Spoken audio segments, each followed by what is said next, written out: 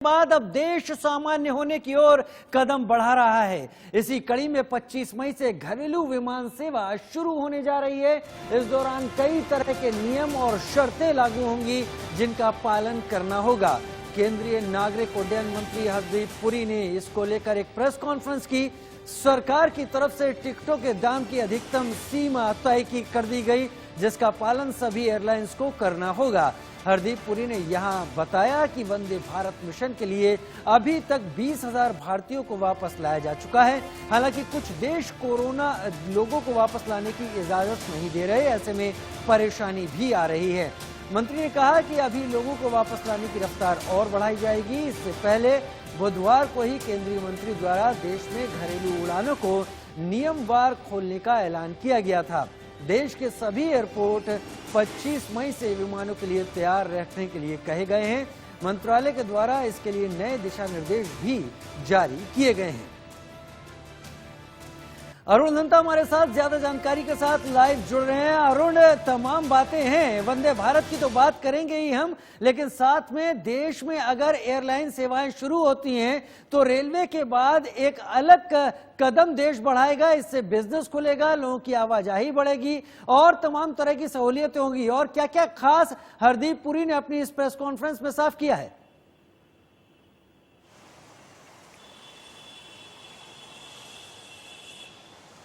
देखिए, बिल्कुल सही कहा आपने।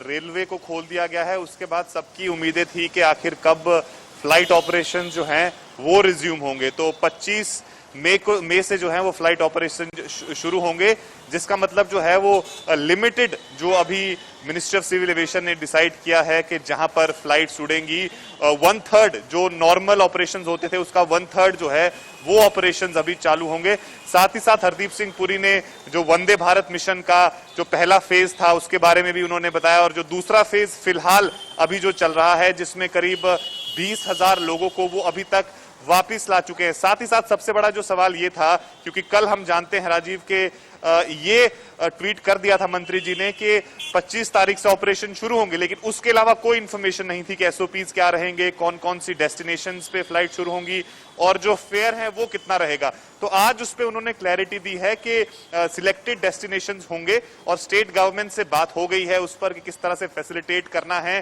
टैक्सीज या बस सर्विस जो भी प्रोवाइड करवानी है जो पैसेंजर्स उतरेंगे या चढ़ेंगे। तो एक तो वो था, उस पर क्लैरिटी दी।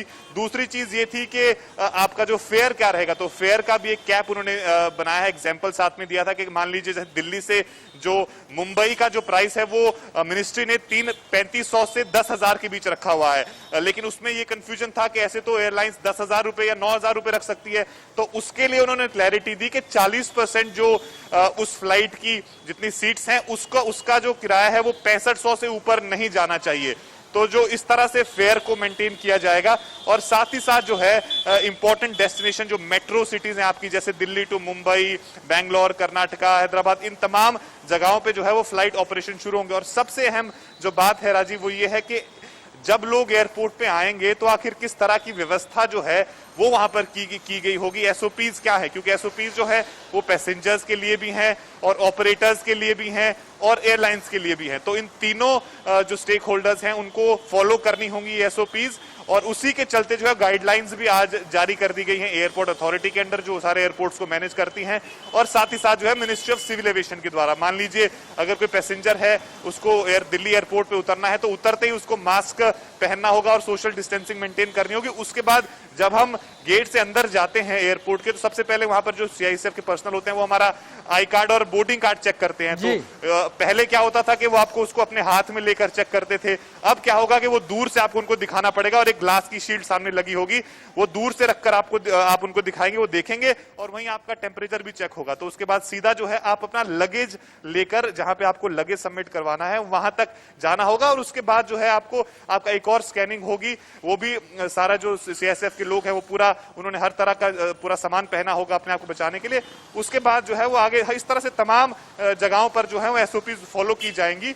और साथ तौर पे सबसे अहम जो है वो जो आरोग्य सेतु ऐप है वो हर एक इंसान के मोबाइल पे होनी चाहिए, उसका स्टेटस भी चेक किया जाएगा। उसका स्टेटस भी चेक किया जाएगा और एसओपी जरूरी इसलिए भी है क्योंकि सेफ ट्रेवल भी यहां पर बहुत जरूरी है। अरुण, लेकिन एक बात यहां पर आपसे एक सवाल है, रेलवे की बात करें तो रेलवे ने कहा है कि वो 200 ट्रेनें रोज चलाने की अब स्थिति में है, यानी एक दिन में पूरे देश में 200 ट्रेनें चलेंगी। क्या हरदीप सिंह पुरी साहब ने फ्लाइट्स के नंबर को लेकर कोई बात कही है कि एक दिन में पूरे भारत में कितनी फ्लाइट्स उड़ेंगी, किस किस डेस्टिनेशन से, मान लीजिए मुंबई और दिल्ली है, यहां से कितनी फ्लाइट्स उड़ सकती हैं maximum?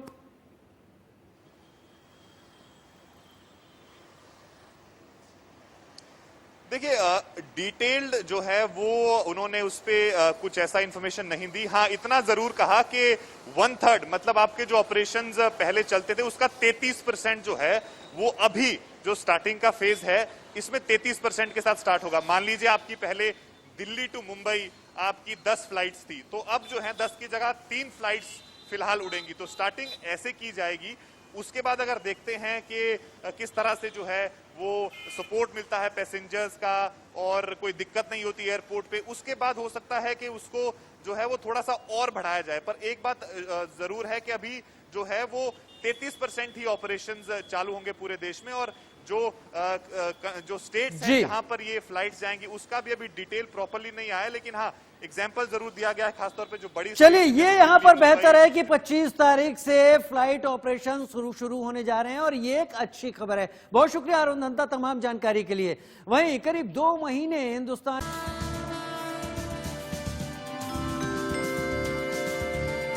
Passengers for flight JA251.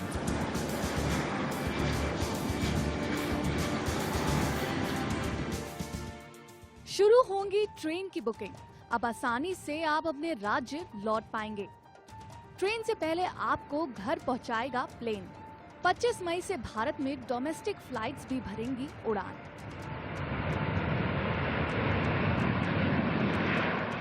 करीब 2 महीने हिंदुस्तान बिल्कुल बंद पड़ा था।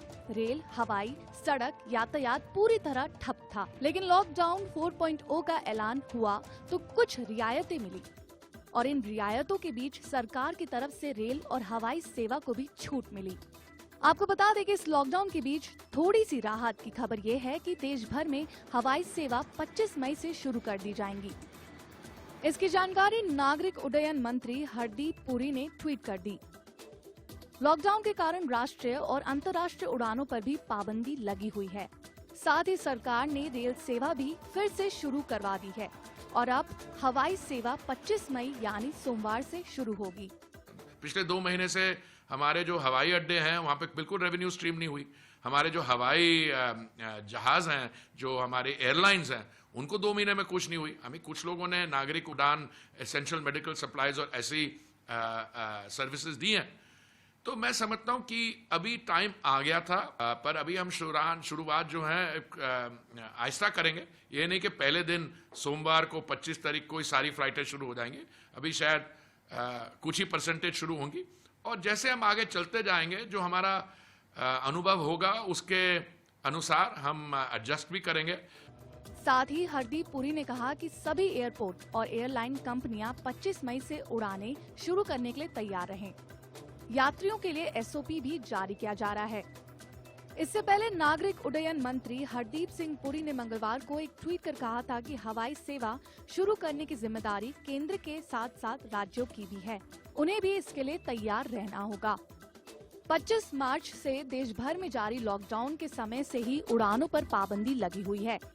लॉकडाउन के चौथे चरण में प्लेन, ट्रेन, मेट्रो की सेवाएं पूरी तरह से बंद है, लेकिन अब इसे धीरे धीरे खोला जा रहा है। देश भर में हर रोज करीब 6,500 डोमेस्टिक उड़ानें होती हैं और हर साल 144.17 मिलियन पैसेंजर सफर करते हैं। तो वहीं रेलवे की बात करें तो कोरोना संकट के बीच रेलवे ने भी बड़ा कदम उठाया है। 1 जून से रेल भी चलानी शुरू हो जाएगी। रेलवे 200 पैसेंजर ट्रेनों की शुरुआत करेगा। इसके लिए गुरुवार 21 मई यानी कि आज से बुकिंग शुरू होगी। इसमें तत्काल या प्रीमियम तत्काल की सुविधा नहीं होगी। कंफर्म टिकट होने पर ही स्टेशन पर एंट्री मिलेगी। रेलवे की ये विशेष सेवाएं मौजूदा श्रमिक और स्पेशल एसी ट्रेनों के अलावा होंगी। जनरल कोच में बैठने के लिए भी सीटें बुक करनी होगी। किराया सामान्य होगा और जनरल कोच रिजर्वेशन होने के नाते सेकंड स्लीपर का किराया लिया जाएगा। वहीं अब श्रमिक स्पेशल ट्रेन चलाने के लिए रेल मंत्रालय को किसी भी राज्य की इजाजत लेने की जरूरत नहीं होगी और फैसला लेने का पूरा अधिकार रेल मंत्रालय के पास होगा। इससे फैसले के बाद अब रेलवे को राज्यों की अनुमति का इंतजार नहीं करना पड़ेगा और केंद्र ज्यादा से ज्यादा ट्रेनें चला सकेगा।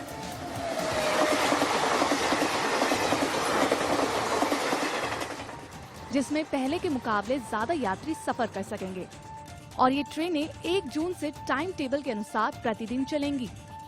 हवाई सेवा हो या रेल सेवा, दोनों को सोशल डिस्टेंसिंग के नियमों का पालन करना होगा। Bureau report, India news.